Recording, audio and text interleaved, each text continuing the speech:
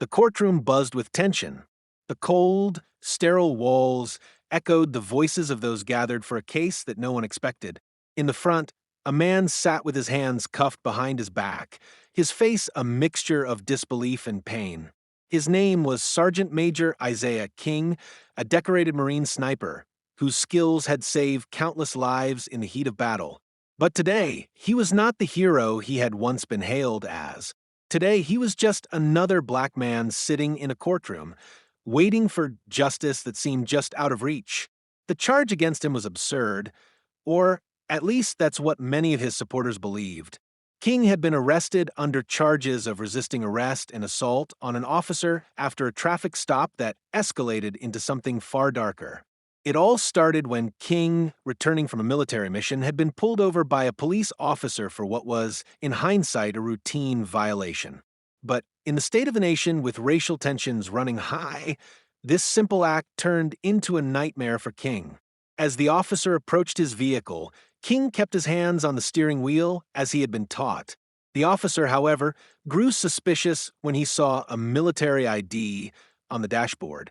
"You're Marine, huh?" The officer asked, his voice filled with suspicion. "Yes, sir," King responded, trying to remain calm. "Just returning from a mission. I'm on my way home." The officer's demeanor shifted, but not in a friendly way. "Step out of the car, sir," the officer barked, his hand resting on his holstered gun. King did as he was told, thinking nothing of it. But things quickly spiraled out of control. As King stepped out, the officer began questioning him with increasing hostility. "Why do you look so nervous? What's in the trunk?" King's military training kicked in. He knew that de-escalating was key. So he tried to remain composed, explaining that there was nothing in the trunk but his personal gear. But the officer, seemingly not convinced, called for backup. Soon, more officers arrived surrounding King. They ordered him to turn around and put his hands behind his back. King was taken aback, but complied, knowing that arguing would make the situation worse. But then the unexpected happened. As one of the officers moved in too quickly, King flinched, a natural reaction to what felt like an immediate threat.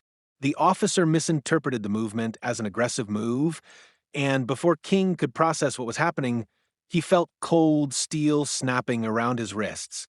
He was arrested. That moment would be the catalyst for the series of events that led to this courtroom. The incident made headlines. The arrest of a respected black Marine sniper by officers who clearly overstepped their bounds was a lightning rod for controversy. News outlets picked up the story, and the hashtag Justice for King began trending. Protests erupted in major cities, as many felt that this was yet another example of systemic racism and police brutality. The case eventually made its way to court. The evidence was shaky at best. There was no video footage of the arrest, and the only witnesses were the officers involved, whose accounts were inconsistent at best. But that didn't stop the prosecution from pushing forward with the case. They painted King as a man who had shown aggression and had tried to fight the officers. They showed the court a video of King's hands cuffed behind his back, the officer's words still ringing in his ears. "You're not above the law, Marine." King sat in silence as the prosecutor spoke, his mind racing. He had seen the worst of humanity in his years of service, but nothing had prepared him for the betrayal he now felt.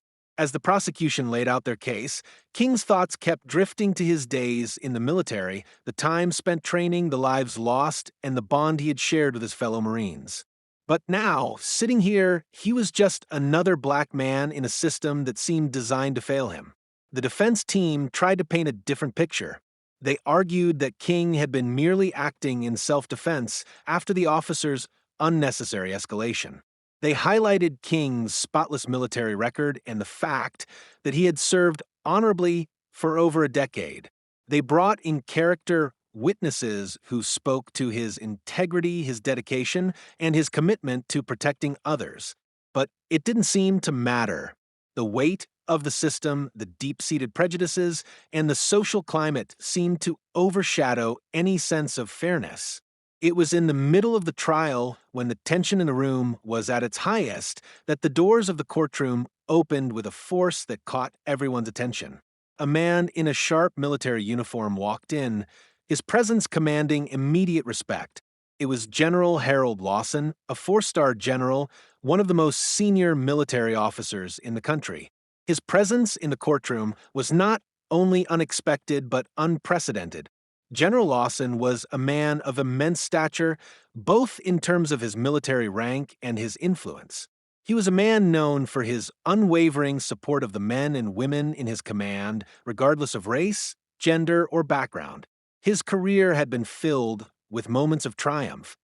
But this moment, this walk into the courtroom, was perhaps his most significant.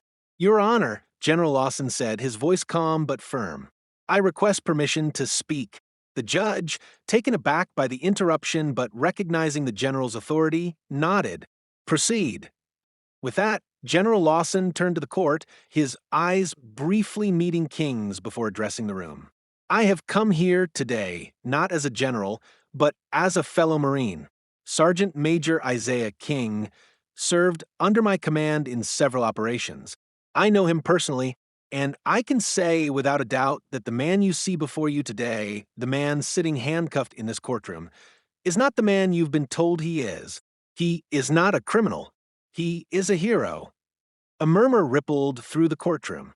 The prosecution looked stunned, the defense team caught off guard. The general continued, speaking with conviction.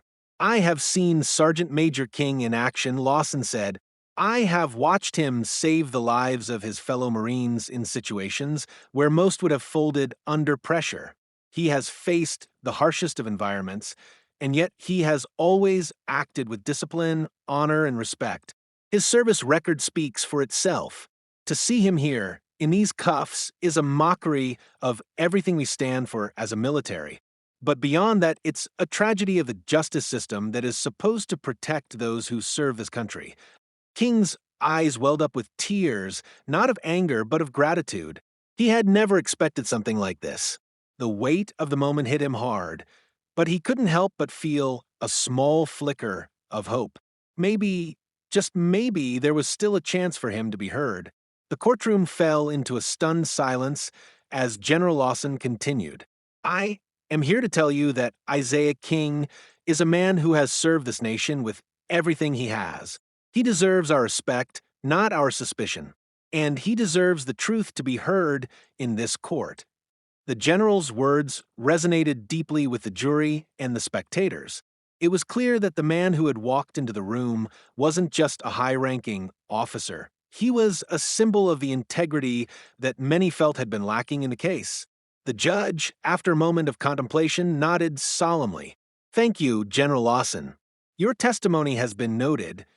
The trial continued, but the tide had shifted.